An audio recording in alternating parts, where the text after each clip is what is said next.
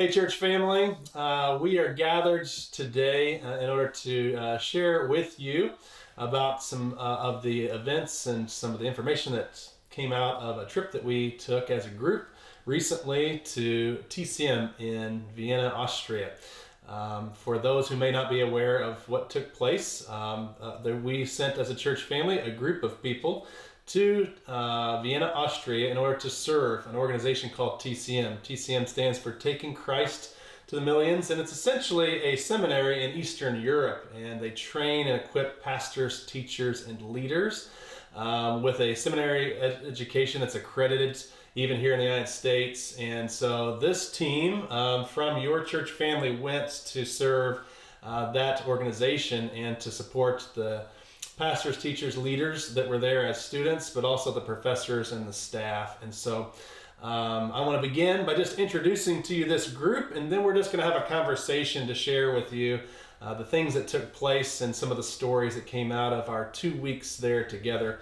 It was a great trip. So let me just introduce to you the people that are here. We have Scott and Misty Wheatley, Ben Thrasher, John Thompson, and myself. And so to get us started, let me just begin by maybe asking the group, and we'll just start with John and maybe work our way around. John, why did you decide to go, and what was it like to be there? And so this was not your first trip to TCM. This was not my first trip. This was my third trip. Your third trip. I just having been there previously, and when the opportunity arose, and I really felt called to go again. And it's just the opportunity to serve people that, these students work so hard to get there. The challenges they face are nothing like we face. And it just, I don't know, I enjoy serving and doing what little I can to help them on their journey. So John, what was it like for you to be there the third time? You were there with Ben and I a year ago, and then you went back for a work trip back in January, and so on this trip it was your third time. So what was it like being there for the third time? It really was like going back to family. It's really needed. There's 12 full-time staff members there. Their families are there. Their children are there, and it's really neat how close they all are as you get to know them. And so it's just going back and meeting old friends again.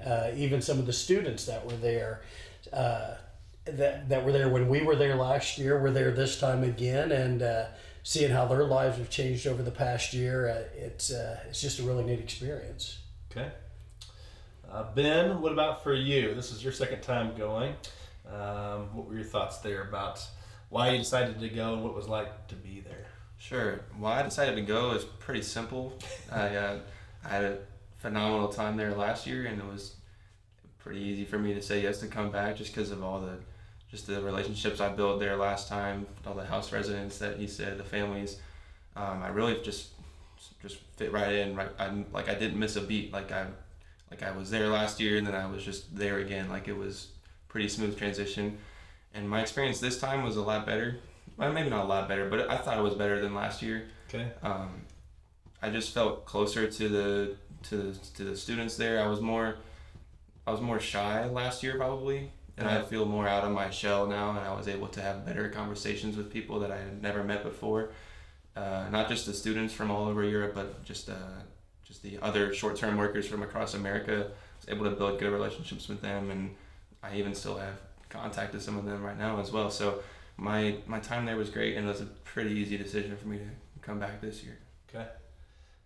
Scott and Misty, you were going for the first time. That's right. And so why did you guys decide to go, and what was it like being there for you? Well, we decided to go because it was our anniversary, and we were trying to figure out where we were going to go for our anniversary. And then you did a presentation on mission trips, and I think we felt it on our heart and prayed about it and said, what better way to give back for our anniversary as to go on a mission trip. So we decided to go on our mission trip as our anniversary gift to give back. So that's pretty cool. Yeah. It was also a chance to serve for me personally too, there was a lot of prayer that went into it for both of us, but it was a chance to grow in my own Christian walk. And it was also a chance to make a difference. Yeah. And so there were 3 opportunities I saw. There was a chance to serve, to grow, and to make a difference. Yeah.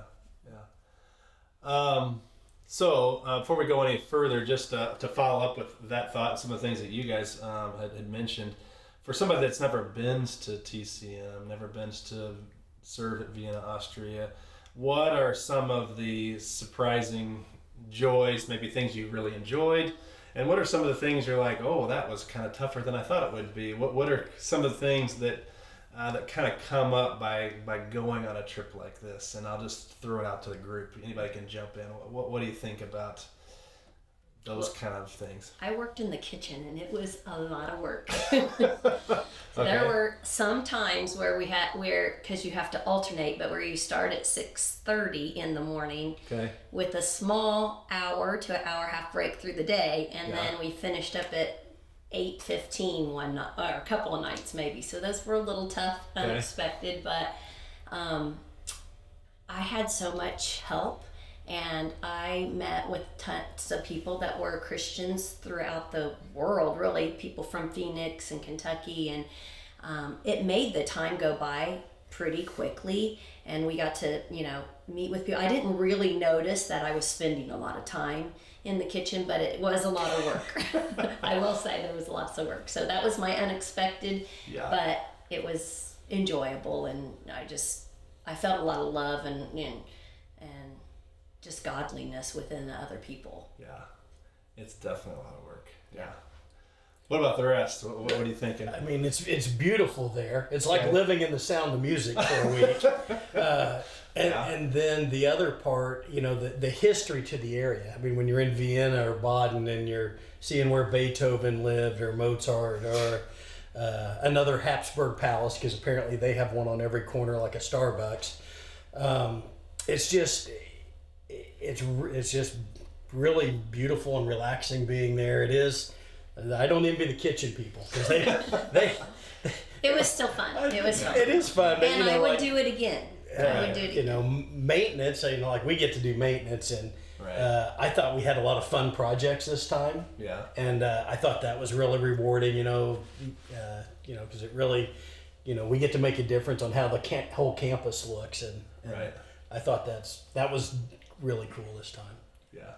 One thing that kind of surprised me when I first went, and this time as well, was the dish room.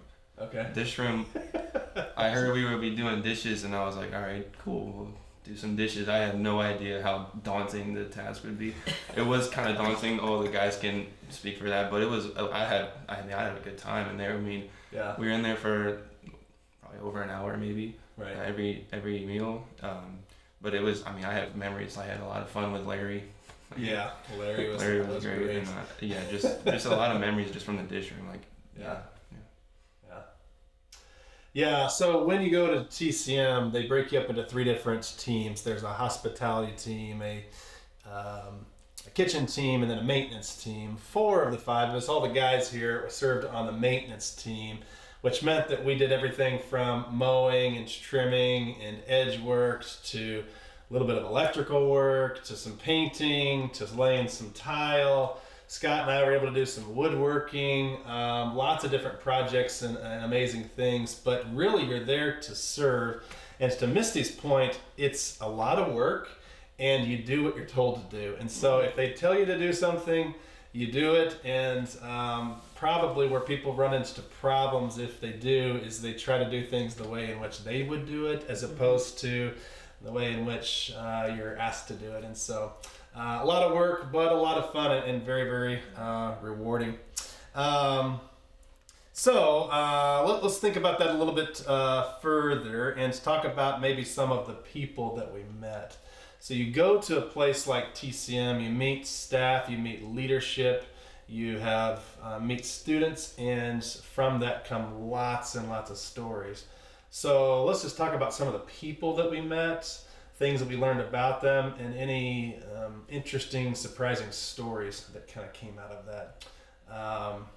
Who would want to start with I that? can start. Okay. So the first night that the students came, we had a late group, and so you do a hosting, and with the hosting you host a table, but the late group had to come in, so I offered to host a second table. And that late group coming in, I met a gentleman from Belarus, and they were coming in because they were spending it took them 4 days just to get to House Edelweiss. And so within that 4 days, at least 24 hours he had not ate, because you can't get out of line. There's only one patrol, and you can't get out of line. And so I just put me into perspective of not having to worry about getting your food or your meal, and he's waiting in line for 24 hours. And they were starving. They were starving at that time. So that was like a big shocker. That's day one, and they're coming in, and that's my first story. That's right there. It's just bring the food because I'm hungry. So yeah. Yeah, they traveled 4 days to drive 700 miles.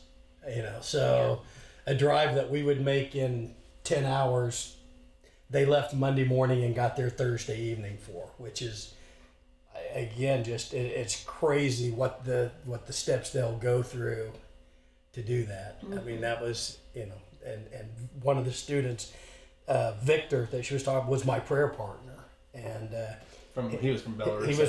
he was one of the students that got there late that night, and he talked about the journey and where they just sat in their car hour after hour and had to be ready for the call to when it was time for them to go across to one of the borders. Yeah. And one of the stories that struck me, and I think everybody heard this story in different ways, but there was a pastor from Ukraine, and I had written down his name, and you can correct me if I'm wrong here, but I believe his name was Andre, and he showed me a photo from his phone, and he said that his church was on the border of Russia and Ukraine, and he said that take a look at his phone, and I said, okay, it looks like a picture, and he said, this picture of the sky. He said, do you see something in there? And I said, no. And he scans in a little bit further, and he says, we see this little black dot. And I said, well, yeah, it looks like a little black dot. He said, that's a drone, and he said that is a drone that's about to drop bombs, and then he showed some pictures of bombs that had been dropped in that area within, I think he said, 100 meters of the church. And it just brought to light the conflict, the war that's been taking place between Russia and Ukraine for several years, but put a name and a face to a situation that we sometimes just hear about. And it was kind of jarring, eye-opening, thinking about, here's a pastor with a church that's in the middle of that and what he deals with his own people. And so I just remember he was sitting across from Petra, and he started to share that story, and I'll never forget that little photo that he showed probably many of us. What else? What else about other students or things that you learned from different people? What about your prayer partners? Anybody have stories of prayer partners? Two things stick out to me. One was the worship service with everyone together, and you had the Belarusians leading it, but you also had the Ukrainian students participating in that same service together, and it was a good picture of the body of Christ coming together from different places, different backgrounds, and that whole place is just a melting pot. There were 13 different countries represented in that service. Right. So that really stuck out to me. But the other piece was my prayer partner was Radik, and he was from Kazakhstan. And so they face a lot of persecution in Kazakhstan because it's a Muslim country. All of the stands there on the plateau of Asia outside of Russia are Muslim. And but even when he talked about the persecution, every time he talked about the church and what was happening with his different programs that he was overseeing and the people he was touching, there was like this joy that just like came from his heart, and it was almost like a twinkle in his eye when he spoke about the church and the members of his church and how they're making a difference. It was inspiring to me. Radek was a funny guy because wasn't he the one who spoke in the campfire? He did. He did. He tells a story in the campfire that basically is a story about how he got kicked out of a church and then brought back into the church and the things that happened there. Then later in the week, he was with, I think, the guy from Israel. I think his name was Andre too, but the two of them were in the main house, and I happened to be there, and Banji and Renee came into the room. So the four of them started talking. I was just listening. But he then told a story of how he met his wife, and in the long story short was he told the story about how he was trying to ask his wife out, and she thought she was trying to ask out her friend, and the whole thing was just a hilarious. But he's a funny guy and told some great stories throughout the week. So Yeah, one of my prayer partners. We talked at the first breakfast that they were there. I sat with him and we started talking. I asked him, where he grew up. He was from Moldova, and he said he had a pretty, in terms of how crazy some background stories are from the students, he had a rather normal one. I asked him if he played any sports growing up, and he said table tennis, and there was a table tennis table at the house, and so That's right. I said, we should play sometime, and he said, well, I played growing up all my life. It's like, well, I'm up for the challenge, and I actually did okay. I did lose, but I did okay. I heard you held your own. The story you told me was that you only lost by a couple. I'm not To a guy who played his whole life. It was pretty early in the morning. He had sandals on. He wasn't really trying, and he still won. So it was just a good, fun story there. Yeah, so when you go, you have an opportunity to pray for different people, and you have these prayer partners, and when you meet that person, you have a chance to just talk to them and learn about where they're from and get to know them in particular and ask how you can pray for them. One of my prayer partner was there was named Alexander Gurman, if you remember him.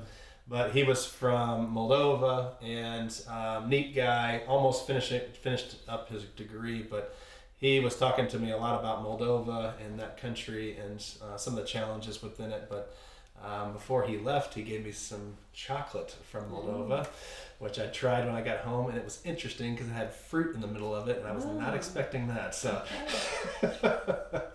but he was an interesting guy. Another person that stands out to me just was Petra. Petra was a young woman from the Czech Republic, and she had a kind of an interesting personality. She was very bubbly and would laugh a lot. But when we had the worship night, she played that violin in the middle of the worship service, and just the presence of that violin was just a neat instrument to hear it kind of brought together. I don't know. She was crazy talented. She was so good. Yeah. She was so good. It really stuck out in my mind. I almost cried when she was playing the second song. Like the worship team was already in there singing. Yeah. She just got her violin out and just like jumped right in. She just jumped in and started. It was beautiful. So yeah, it was pretty amazing. Any other stories about students or people that you spoke to while you were there? I think I talked with one student. I can't really remember where he's from, but I asked him if he preferred online, because they can do online classes, or they come to House Edelweiss. Okay. And he said 1,000% I'd pick House Edelweiss every time, because he gets to be with other Christians and he gets to express himself, and online you're very suppressed, and so that they would much rather come together from different countries and be able to talk about their lessons and stuff like that, so that he would always pick that. So there were lots of student stories we could tell, and some great moments with a lot of different students. One last one that I remember, I had a chance to meet two students, and one of them said that they were a pastor. I said, I'm a pastor, and I was we were in maintenance, and so I was walking around just cleaning up and doing different things, and they said, I can't believe you're a pastor and you're serving other people. In our country, pastors get served. And I said, well, that doesn't happen in our country. But it was just, it reminded me that even sometimes the subtlest things can be a great example for others. And those are just student stories. I mean, we met so many wonderful people who were staff members. Christian, Kendra, and Jacob, and Jenny. Jenny was fantastic. Larry was great. Some of the long-term workers that we worked with in different ways. Any stories from any of those people that you would want to share? Yeah, I got one. Me and Larry, and then another woman from Arizona, Renee, we were all in the dish room. Okay. I don't know, I'm sure you guys do remember the Belarusian soup?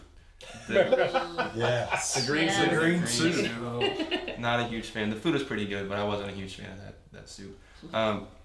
We have 2 buckets in the dish room. One is for general waste and one is for food waste. Okay. There was a lot of that soup in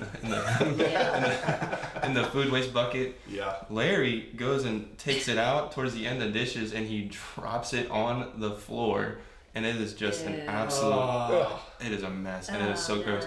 There's those mats on the floor. We had to lift those up when Jenny came in and started mopping, and it was in the moment nobody was laughing, but I thought it was pretty funny in the moment, and it's funny looking back on too. Yeah. Since 4 of us did dishes, what were the worst dishes to do? Do you remember? What was the meals or dishes the worst ones to do? I just remember spaghetti was awful. Spaghetti was rough. Yeah.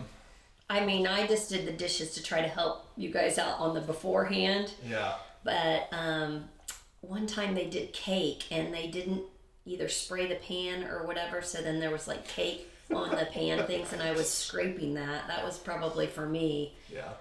The scraping of those pans. Anything that was baked, that was in a pan, was that, Right. you know, Yeah.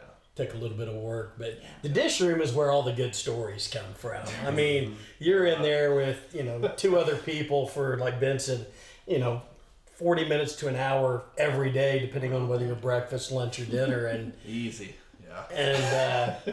and and you get to you just get laughing, and you kind of get a rhythm in there, and Yeah. it kind of turns out to be one of the fun parts, the together parts, Yeah. with lots of interaction. But Yeah. Slava story. So the leader of the maintenance group was a guy by the name of Slava, and he took us out one day to into Vienna to see some things, do some different things, and he just loves to host, I guess, because he took us to a place called Obi, which is like a Austrian Home Depot, and he was walking us around showing us that. We were picking up some things, and then he took us to a place called Billa. Is that the right how you pronounce it? Like a grocery store. But he only took us there because he gets free coffee, and he was so excited that he got to give us all free coffees or hot chocolates that it was like the highlight of his day. And then we were driving home, and he's flying around. He loves to drive fast, and he took us by that castle. Castle Liechtenstein, and so that was a lot of fun. But yeah, just a great servant and leader there. Okay, so a couple more questions. While you were there, where did you see God at work during your time there, and what impacted you? And so we talked about some of the people, but where did you see God at work through those people? Or through the things that you experienced? I can start. I was having breakfast with Andre, one of the residents. He was there with me and another girl, Taylor. We were talking, and he was just going. It seemed like he was just giving us a sermon. But he said something that really stuck out to me. He said there's all these different countries, like 12 or 13 countries, people from all across America, very diverse, Right. but very united in one church. I just thought that was a really good way to put that, and God really made me remember that, and it was really easy to remember. That's a great line that he said. Yeah, the unity in the body of Christ and in that group of people from so many places was clearly God at work. Okay, what else did you guys see? What do you remember as being impactful there? I mean, I felt like I saw God work within the kitchen team. Okay. There was a close friend of that I met there. Her name was Anne, and she gave her testimony. We had devotions once a day, but then she gave her testimony on one of the days. And through that, she basically said that she would always want to try to do things perfect. And then I just remember her telling me that thank you because I'm like, she would always say, is this okay or whatever? I'm like, it's great. If whatever you decide, it's great. Just go with it. And she's told me later, thank you for that. Just building her confidence is what she needs. And so I just the small little act of something, I think maybe God was working through me to just say that for her to tell, because she's always said that she needed to work on that. And so I just, within our team, all of us, not just me, but just everybody here and there saying, just bringing everybody together and building their confidence. And it's all like just what God wanted, I think. So I just think within the staff itself and learning and meeting new people that are all Christ. So Yeah. Christ's body. Right. I thought for me, one of the things we've mentioned it earlier, but the Sunday church service that the Belarus students led, but they invited Socks. up Did you the get your socks? where they passed out socks. Hey, Oh, wore there mine. we go. There we go. You've got Belarus and Ukraine who are on two different sides of a war. Belarus is aligned with Russia in that war. And those students came together in spite of that to lead a worship service. And, they're like, the countries are at war, we're not. And, I thought that was very powerful. Even the one student, as they passed out the socks that Josh showed, the student from Belarus spoke about, hey, if you videoed this, please don't show it. If this is seen in Belarus, I will be arrested. So willing to take that chance to serve and to be united in Christ. I don't know how you couldn't take that as a just a crazy powerful moment. Yeah, I think it was a testament of what the body of Christ can accomplish when it comes together for a united purpose. Yeah. We were there to serve. Right. The students were there to learn. The staff was there to teach or to serve as well. Right. And we all came together for one purpose. Right. And really it was to glorify God. Right. And that showed to me throughout the entire time we were there. There was a lot of cool stories. Someone brought up Taylor. She baked 88 loaves of sourdough bread and sold it to earn her money to go on that mission trip. Yeah. That was cool. That's cool. Yeah, there are so many moments, and these are great examples, things in which you could see God at work. Even just the prayers. Many times when they would gather together and pray, they would tell whomever was praying that you can pray in your heart language. And so some of these people knew several languages, but they may have only known a little bit of English, and suddenly they'd start praying in a different language, and we would have no idea what they're saying until they said Amen. And then we'd say, oh, okay, amen, yes. And we would know that they're done. But you knew they were praying to God and they were speaking to Him in a different language. Speaking of prayer, a couple of quick stories. Twice within the 2 weeks, I was sitting in, I think it was both at lunch, but I was sitting at lunch and I couldn't see who was getting ready to do the announcements and to pray. And suddenly I heard a voice. I'm like, I think I know that person. It was John and Ben praying in front of 100 or more people, and what a cool thing to hear you guys stepping out in faith. Yeah. And in a mission trip like that, almost on a daily basis, you're going to be put into a position where you're a little bit uncomfortable, and you're just going to have to get used to being uncomfortable. And so just stretches you and stretches your faith. I was thinking about it. I saw God at work, and we mentioned serving and prayer, teaching, preaching, unity. So many different ways in which God was at work in us and through us. Anything else that comes to mind with regard to that?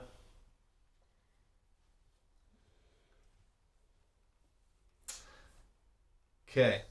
Last question. What would you say to a person who is from our church family and maybe is considering going on a trip like this? How might we as a group encourage a person that maybe thinks they could never do something like what we just did? How might we encourage the body of Christ in thinking through a decision like that? Figure out how to make it happen. It's rewarding on every level with the people you meet, the work you do, the people you're serving. It's a commitment. It's 12 days in the middle of summer, and but yeah, if you can make it happen, it's something to make happen. Okay. Yeah. I would say start with prayer. Yep. And really have the proper perspective going into it, that with a servant's heart, that you're there to serve Christ. Right. You're going to serve students, you're going to serve staff, but you're there ultimately to serve Christ, and have that perspective going in. It's not a vacation, it's work. Right. But no matter whether you're 18 or 80, they'll find something for you to do. We had a person on maintenance crew, she was 73. Right.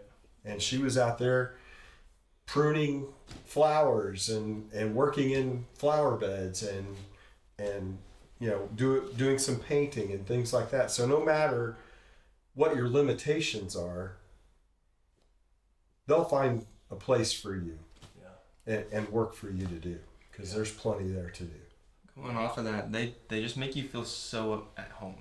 Like, they are very welcoming. All the staff, right away, like, they'll show you to your room, or they'll show you where to go next, and then all of the certain ministry leaders like Slava or Jenny or Zoli, they'll make you feel at home. Like, if you mess up, they don't really care. Like, they're not gonna get on to you about that. Just say, oh, do this instead. They'll move on right away. They don't care if you mess up or anything, and it's just so welcoming, and it's just so rewarding, like John said.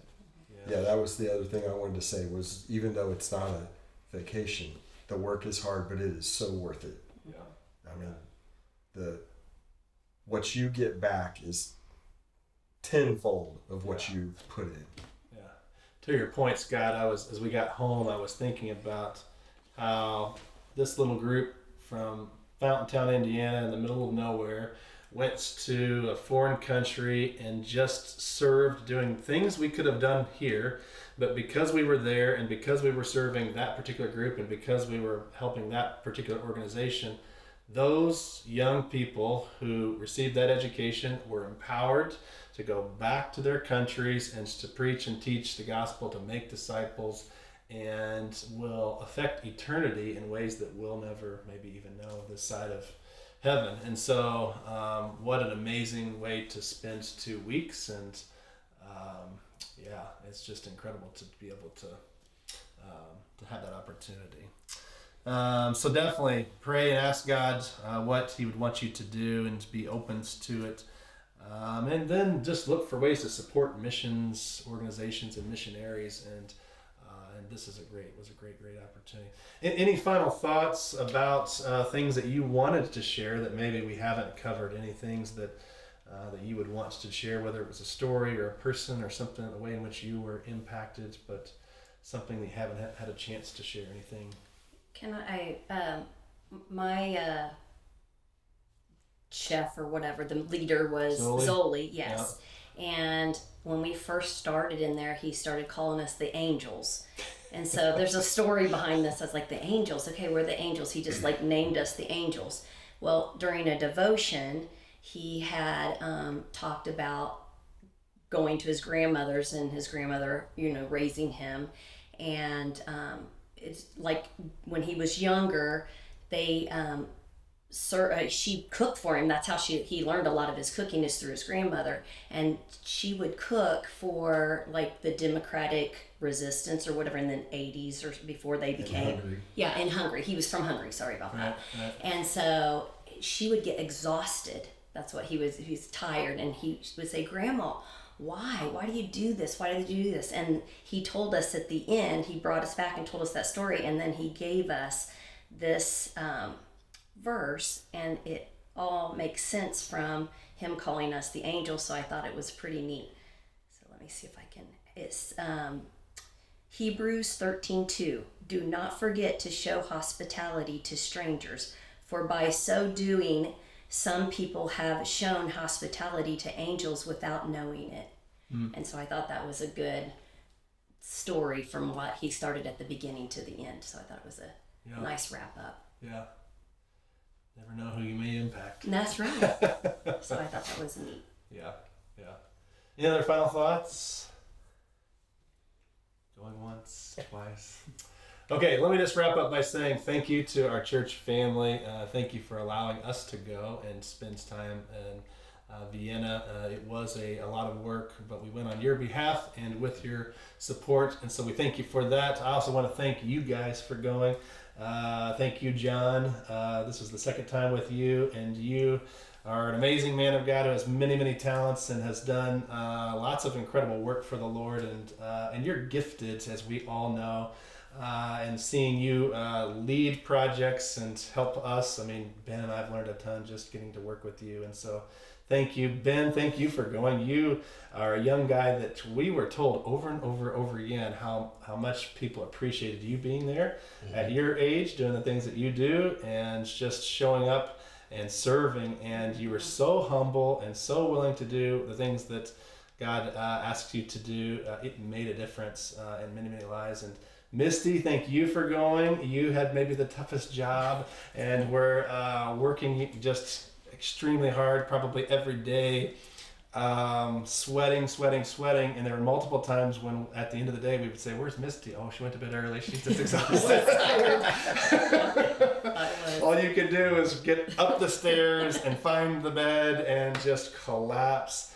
And Scott, thank you for going as well on your anniversary, celebrating your marriage and what God has done for you two, but also going to serve in the way that you did. Thank you for letting me work with you on that cross project. Awesome. That was a lot of fun. And I really appreciated as well seeing you and John work together, because you've been friends since kindergarten, first grade, and you know each other frontwards and backwards, can finish each other's sentences, but you guys just have an incredible friendship, and it's neat to see you not only hang out together but to serve the Lord in that way. So anyway, thank you guys for going. Thank you guys for listening, and we will look forward to many more opportunities here at the Fountain.